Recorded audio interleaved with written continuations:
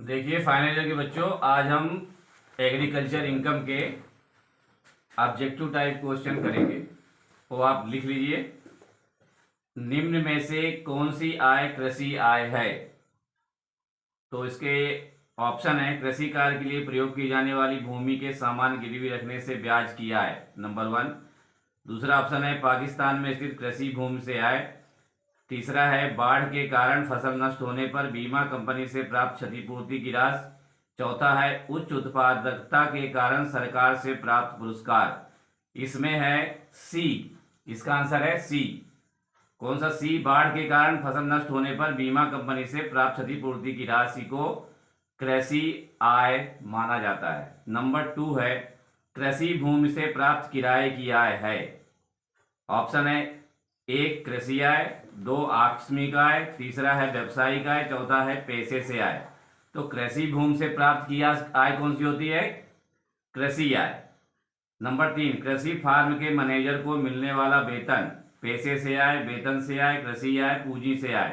तो इसमें वेतन से आय सही आंसर होगा। चौथा है, निम्न में से कौन सी कृषि आय है? कृषि भूमि से प्राप्त किराया, डेयरी फार्म से आय, मुर्गी पालन से आय, कृषि कार्य में लगी हुई कंपनी से लाभांश की आय। इसमें सही आंसर है कृषि भूमि से प्राप्त किराया। नंबर 5 है, महिला करदाता के लिए 20,000 रुपए की कृषि आय को कुल आय में शामिल तभी किया जाएगा जबकि उसकी गत वर्ष में कर योग्य आय निम्नलिखित से अधिक होगी।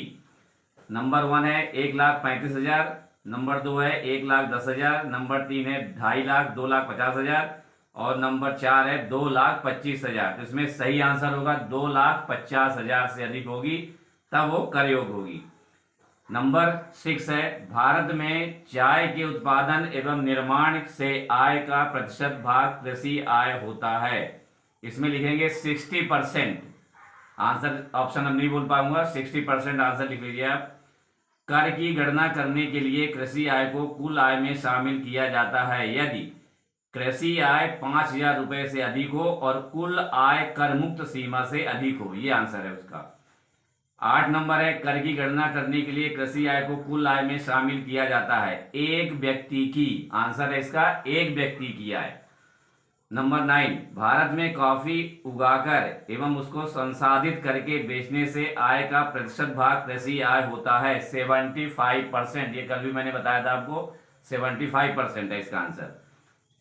नेक्स्ट 10, भारत में कॉफी उगाकर उसको संसाधित करके भून कर एवं पीस कर बेचने से आय का प्रतिशत भाग व्यवसायिक आय माना जाता है। उसका परसेंट कितना है? 40%। कल हमने सब पढ़े थे। ये भूमि से संबंधित परंतु कृषि से आय नहीं है तो कौन सी आय होती है? वो स्वयं उगाई हुई घास, मछली क्षेत्रों की आय, खानों की रॉयल्टी से आय, इनमें से सभी। तो हम लिखेंगे इनमें से सभी। ठीक है, भूमि से संबंधित है लेकिन कृषि आय नहीं है। नंबर 9, भारत में रबड़ उगाकर एवं उसके लैटेक्स बनाकर बेचने से आय का प्रतिशत भाग कृषि आय होता है। कितना परसेंट होता है? 65%। ये आपको लिख लेना है और याद भी करना है। बताइए कि नीचे दिए गए कथन सही हैं अथवा गलत। नंबर 1, कृषि कार्य में प्रयोग होने वाली भूमि के किराए की बकाया पर ब्याज से आय कृषि आय है। ये क्या है? असत्य है। खानों की रॉयल्टी से आय कृषि आय होती है। ये क्या है? ये भी असत्य है। नंबर 3, चाय के उत्पादन का 60% भाग और कृषि आय माना जाता है। ये भी असत्य है। कृषि आय कर मुक्त होती है। ये सत्य है। तीनों गलत है, लास्ट वाला सत्य है। ठीक है, ये आपको लिख लेना चाहिए। चैप्टर नंबर 3 है हमारा, निवास स्थान तथा कर दायित्व, रेसिडेंस एंड टैक्स लाइबिलिटी। एक करदाता अपनी आय भारत में अथवा विदेश में अथवा दोनों स्थानों पर कमा सकता है। उसकी कहाँ कमाई गई आय कर योग्य होगी या उसकी निवासी स्थिति पर निर्भर करता है। करदाताओं का निवास स्थान, पहले देखिए, आयकर अधिनियम के अंतर्गत किसी करदाता का कर दायित्व उसकी गत वर्ष की निवासी स्थिति पर निर्भर करता है। निवासी स्थिति गत वर्ष में उसके भारत में रहने के दिनों की संख्या पर निर्भर करती है। निवासी स्थिति से तत्पर्य नागरिकता बिल्कुल नहीं है। नागरिकता का कर भार से कोई संबंध भी नहीं है। ये नोट आउट कर लीजिएगा इसको। एक भारतीय निवासी हो सकता है तथा एक विदेशी निवासी हो सकता है। किसी व्यक्ति की निवासी स्थिति प्रत्येक वर्ष बदल सकती है परंतु नागरिकता प्रत्येक वर्ष नहीं बदल सकती। किसी व्यक्ति की निवासी स्थिति ज्ञात करने के प्रावधान निम्नलिखित से हैं, वो देख लीजिए। निवासियों के प्रकार लिखिए पहले। वे व्यक्ति जो भारत में निवासी हैं अर्थात साधारण निवासी हैं।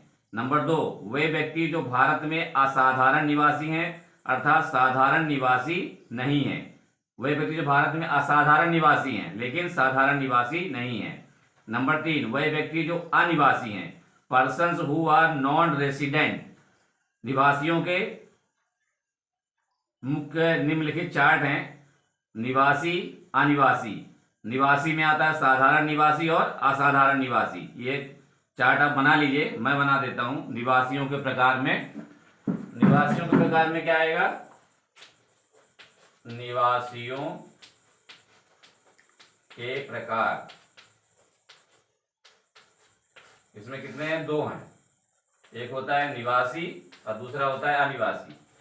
ये होगा निवासी, ये दूसरा है अनिवासी।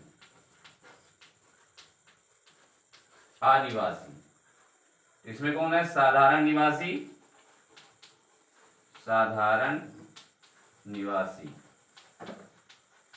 और असाधारण निवासी।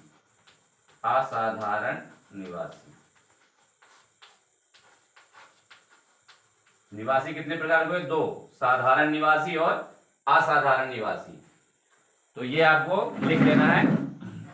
उसके बाद आता है व्यक्ति। एक व्यक्ति के निवास स्थान का निर्माण निम्न नियमों के आधार पर होता है। पहला निवासी साधारण निवासी में देखते पहले। Resident, ordinary resident. एक व्यक्ति गत वर्ष में निवासी होता है। गत वर्ष मतलब पिछले वर्ष। एक व्यक्ति पिछले साल निवासी है और वह अग्र 2 आधार शर्तों में से कम कोई एक शर्त तथा 2 अतिरिक्त शर्तें भी पूरी करता है तो क्या कहलाएगा? निवासी कहलाएगा। आधार शर्तें कौन सी होगी? वह गत वर्ष में कम से कम 182 दिन भारत में रहा हो, 182 डेज।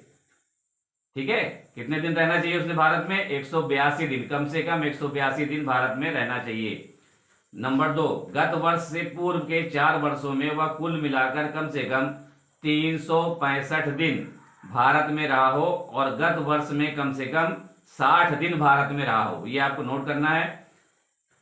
इसका स्पष्टीकरण क्या है? निम्न दशाओं में निवासी बनने के लिए केवल पहली आधार शर्त पूरी करना आवश्यक है, क्योंकि शर्त बा का तो कोई महत्व ही नहीं रह जाता। पहली शर्त कौन सी थी हमारी? वह गत वर्ष में कम से कम 182 दिन भारत में रहा हो। ये मोस्ट इंपॉर्टेंट है। निम्नलिखित में से कुछ अपवाद भी हैं। जो अपवाद, एक व्यक्ति जो भारत का नागरिक है यदि वह गत वर्ष में किसी भारतीय समुद्री जहाज के बेड़े मतलब क्रू के सदस्य के रूप में विदेश जाता है अथवा रोजगार के लिए विदेश जाता है। दूसरा है, एक व्यक्ति जो भारत का नागरिक है अथवा भारतीय मूल का व्यक्ति है और भारत के बाहर रह रहा है, गत वर्ष में भारत में भ्रमण पर आता है तो उसे शर्त बा को पूरा करने के लिए गत वर्ष में 60 दिन की बजाय कम से कम 182 दिन भारत में रहना होगा। ये इसके अपवाद हैं। ठीक है। भारतीय मूल का व्यक्ति वह होता है जिसके माता पिता अथवा दादा दादी अविभाजित परिवार में जन्मे हों। इसके अतिरिक्त भारत में भ्रमण पर आने से आशय है भारत में किसी भी काम से आने से है, चाहे वह व्यापार के लिए आया हो अथवा व्यक्तिगत काम के लिए अथवा रिश्तेदारों से मिलने के लिए आया हो। नंबर 3, कम से कम 182 दिन भारत में रहना। इसका ये पॉइंट है, इसका डिटेल लिखिए। यह आवश्यक नहीं है कि 182 दिन लगातार रहे, वह बीच बीच में विदेश जा सकता है, परंतु उसे पिछले वर्ष में भारत में कुल मिलाकर कम से कम 182 दिन रहना होगा। यह भी आवश्यक नहीं है कि वह भारत में एक ही स्थान पर रहे, रहने के स्थान अलग अलग हो सकते हैं। नेक्स्ट है बा, दूसरी आधार शर्त के अनुसार गत वर्ष में 60 दिन भारत में लगातार रहना आवश्यक नहीं है और ना ही एक स्थान पर रहना आवश्यक है। ये चीजें आप पॉइंट जो हैं इसको नोट कर लीजिए। अतिरिक्त शर्तें मतलब एडिशनल कंडीशंस क्या होते हैं निवासी के, वो देख लीजिए। एक व्यक्ति को साधारण निवासी बनने के लिए उपर्युक्त आधार शर्त आ और बा में से कम कोई एक शर्त पूरी करने के साथ साथ निम्न दोनों शर्तें भी पूरी करनी होगी। पहला, वह गत वर्ष से पूर्व के 10 वर्षों में कम से कम 2 वर्ष भारत में निवासी के रूप में रहा हो, अर्थात आधार शर्तों में से कम एक शर्त पूरी की हो, तथा वह गत वर्ष के पूर्व के 7 वर्षों में कुल मिलाकर कम से कम 730 दिन भारत में रहा हो। ये आबा शब्द जो मैं बार बार पढ़ रहा हूं, ये बोल रहा हूं, कौन सी शर्तें हैं? आबा जो आधार शर्तें हैं वही हैं, वह गत वर्ष में कम से कम 182 दिन भारत में रहा हो, या ब शर्त है गत वर्ष से पूर्व के 4 वर्षों में वह कुल मिलाकर कम से कम 365 दिन भारत में रहा हो, और गत वर्ष में कम से कम 60 दिन भारत में रहा हो। ये आ और बा, ये 2 आधार शर्तें हैं, इसको मान के ही ये सारी इसमें डिटेल मैंने बताया है। अब देखते हैं असाधारण निवासी, मतलब नॉट ऑर्डिनरी रेसिडेंट, असाधारण निवासी में आता है ये। यदि कोई व्यक्ति निवासी की आधार शर्त और बा आधार शर्त कौन सी, जो मैंने पहले बताया, 182 दिन वाली, 365 दिन वाली और 60 दिन वाली, वही आधार शर्त है। अब उसके बारे में इसका क्या ख्याल है देखते हैं असाधारण निवासी का। यदि कोई व्यक्ति निवासी की आधार शर्त और बा में से कम एक शर्त पूरी कर देता है परंतु दोनों अतिरिक्त शर्तों पूरी नहीं करता है तो असाधारण निवासी कहलाएगा। असाधारण निवासी किसे कहते हैं? जो ये शर्तें पूरी ना करता हो या एक शर्त पूरी कर देता हो तो असाधारण निवासी कहलाएगा।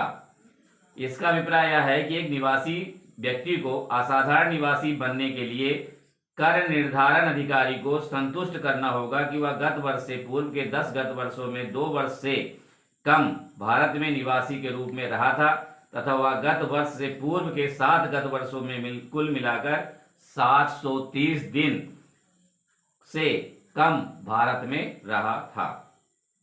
अन्य शब्दों में इसको ऐसा कह सकते हैं असाधारण निवासी को, वह गत वर्ष से पूर्व 10 वर्षों में से 9 वर्ष भारत में अनिवासी हो, या गत वर्ष से पूर्व 7 वर्षों में वह कुल मिलाकर 729 दिन या इससे कम भारत में रहा हो। ये असाधारण निवासी के नियम है। इस तरीके से असाधारण निवासी को असाधारण निवासी बोला जाता है। अनिवासी, नॉन रेसिडेंट, अनिवासी यानी जो निवासी नहीं है। यदि कोई व्यक्ति निवासी के शीर्ष में दी हुई आधार शर्तों आ और बा, देखिए आ और बा जो शर्त मैंने पहले बताया है कौन सी, वह गत वर्ष में कम से कम 182 दिन भारत में रहा हो, या गत वर्ष से पूर्व के 4 वर्षों में वह कुल मिलाकर कम से कम 365 दिन भारत में रहा हो, और गत वर्ष से कम 60 दिन भारत में रहा हो। ये आ बा की शर्तें आपको अच्छी तरह से याद रख लेना चाहिए, क्योंकि ये शर्तें हर साधारण निवासी, असाधारण निवासी, अनिवासी सब में ये लागू हो रही हैं। यदि कोई व्यक्ति निवासी के शीर्षक में दी हुई आधार शर्तों आ और बा में से कोई भी शर्त पूरी नहीं करता है तो वह अनिवासी कहलाएगा। यदि कोई व्यक्ति निवासी के शीर्षक में, निवासी की शीर्षक कौन सी थी हमारी, वही जो मैं पढ़ा हूं, 182 दिन वाला, 365 दिन वाला और 60 दिन वाला, ये मेन शर्तें हैं आधार की।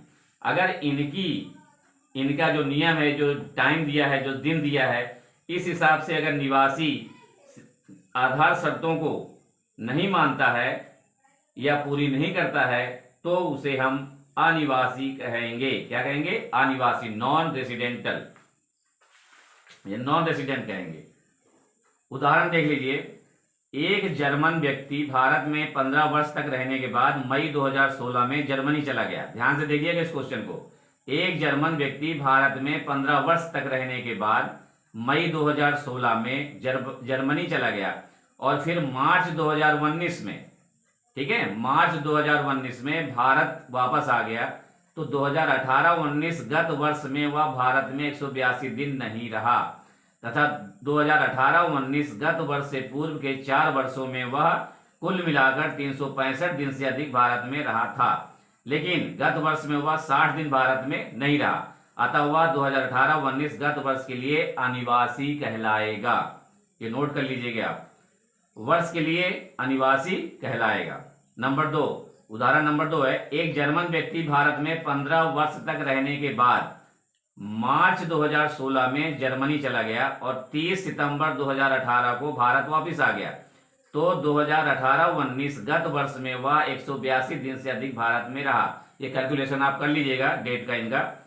वह गत वर्ष 2018-19 से पूर्व के 10 वर्षों 2008-9 से 2017-18 तक में 9 वर्ष भारत में अनिवासी नहीं रहा था तथा गत वर्ष से पूर्व 7 गत वर्षों में वह 7 to 9 मतलब 729 दिन से अधिक भारत में रहा। अतः वह गत वर्ष 2018-19 के लिए साधारण निवासी माना जाएगा या उसे साधारण निवासी हम कह सकते हैं। एक व्यक्ति जो भारत का नागरिक है और लंदन में एक कंपनी में सेवा कर रहा है, सर्विस कर रहा है, प्रतिवर्ष 5 महीने के लिए भारत आता है, वह गत वर्ष 2018-19 के लिए अनिवासी होगा क्योंकि वह गत वर्ष में 182 दिन भारत में नहीं रहा। हमारे आधार शर्त के अनुसार 182 दिन भारत में रहना